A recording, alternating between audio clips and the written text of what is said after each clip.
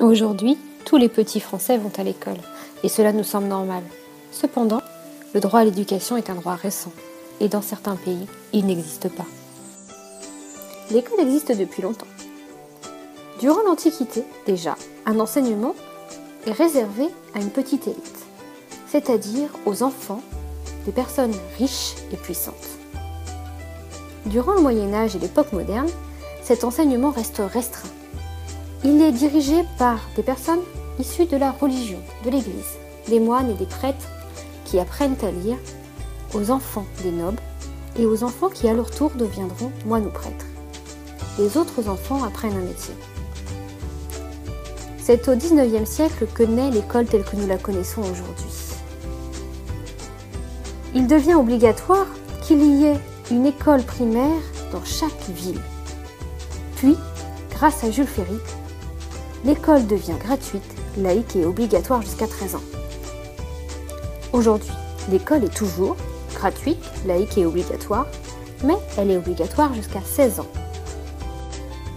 Au XIXe siècle, l'école est gratuite et obligatoire, mais pas le collège. Au XIXe siècle, l'enseignement secondaire reste l'école des riches, puisque le collège était payant. Seuls les enfants des familles aisées pouvaient aller au collège. Le collège ne devient gratuit qu'en 1933. Garçons et filles ont donc des écoles séparées, puisque la mixité ne devient obligatoire que en 1975. À cette époque, l'école n'était pas mixte. En effet, il y avait des écoles de garçons et des écoles de filles. Ici, on peut observer une classe de garçons.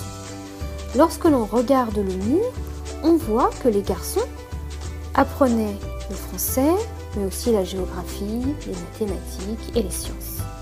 L'enseignement dans les classes des filles est différent. Les filles apprenaient à coudre et à faire le ménage pour les préparer à leur futur rôle d'épouse et de mère. En effet, à cette époque, on pensait qu'il était inutile de leur apprendre à compter, par exemple, puisque ce serait leur mari qui gérerait les finances du couple. Si aujourd'hui en France, tous les petits garçons et toutes les petites filles peuvent aller à l'école, ce n'est pas le cas dans tous les pays du monde.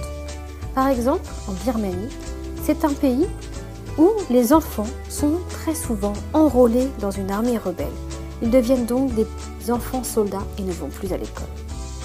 Dans d'autres pays comme le Niger, les tâches ménagères sont tellement importantes que les petites filles doivent aussi aider leur famille et ne vont pas à l'école. Si on résume, le droit à l'éducation est un droit qui est récent en France. Ce qui est le plus récent, c'est l'égalité devant l'éducation, puisque l'on a vu que pendant longtemps, l'éducation était réservée aux riches et aux garçons. Dans tous les pays du monde, ce droit n'est pas encore acquis malheureusement. Si tu as bien compris ta leçon, tu peux aller répondre au questionnaire. Si tu n'as pas compris, tu peux réécouter la vidéo.